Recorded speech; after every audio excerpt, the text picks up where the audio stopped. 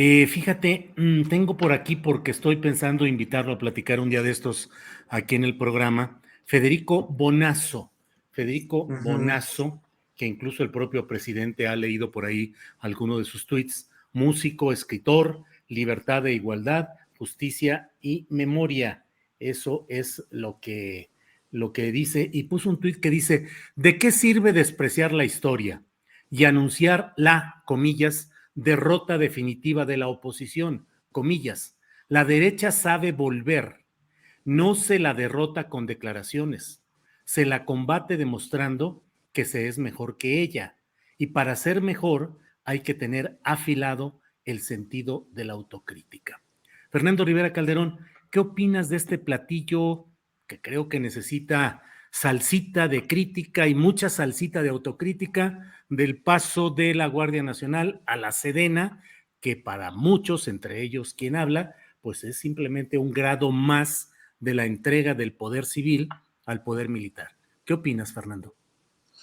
Bueno, de entrada me parece interesante que menciones a Federico Bonazo, que bueno, es hijo del periodista Miguel Bonazo, que Así es. sabe, ha vivido regímenes bastante, bueno, vinieron de la dictadura argentina, pero que además aquí ha sido un músico importante con un grupo que se llama El Juguete Rabioso, que durante muchos años pues tocaron y llegué a compartir escenario varias veces con ellos, así que aprovecho para mandarle un saludo. Sí creo que este tema exige un ejercicio crítico, pero un ejercicio crítico no solo desde donde tú lo estás planteando, Julio, que sin duda pues pareciera un retroceso. Yo no creo en esto que dice sobre una entrega del Estado a las Fuerzas Armadas que se ha venido manejando los últimos 3, casi 4 años de gobierno. No lo creo en el sentido de que tengo muy claro el papel que tuvo el ejército en el sexenio de Calderón y de Peña Nieto, y creo que era notablemente, no solo era un tema de discusión pública, era notable el peso de las Fuerzas Armadas y la impunidad y el extremo poder que se les había concedido desde el gobierno de Felipe Calderón.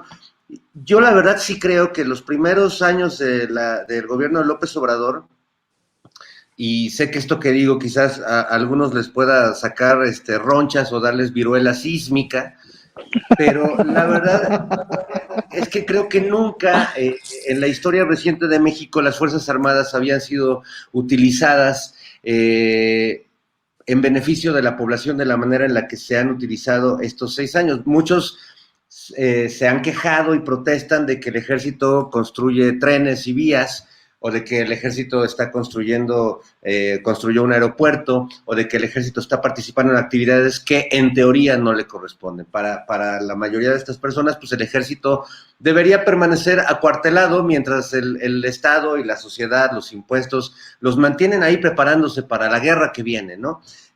O para una especie de guerra civil como la que vivimos durante los 2 sexenios anteriores.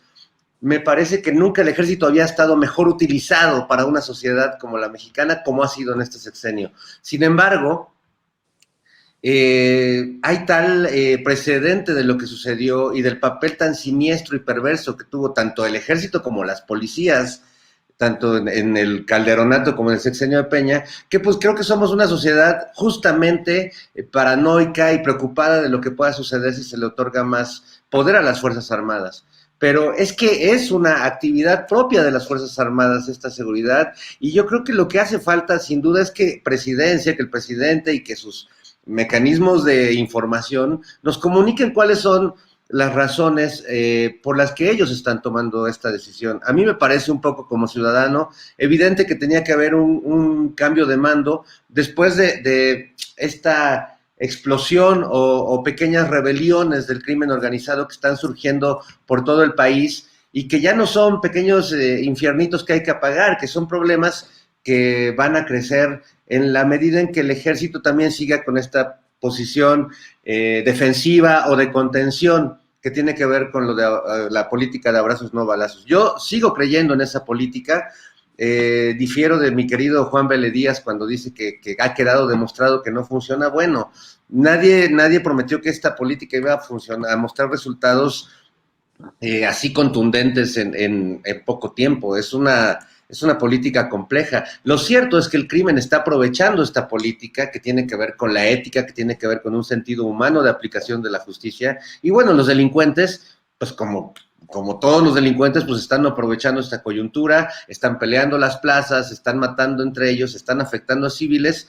Y a mí, la verdad, no me preocupa en este momento que la Sedena tome el control, porque creo que el momento lo está pidiendo. Me preocupa, como le preguntaron hoy al presidente, si llega un Felipe Calderón en un futuro muy lejano, disfrazado de cordero de la izquierda obradorista, a darle un uso al ejército que no es el de construir vías de comunicación, ni trenes, ni aeropuertos, ni apoyar a la población en las catástrofes, sino reprimir manifestaciones y movimientos sociales.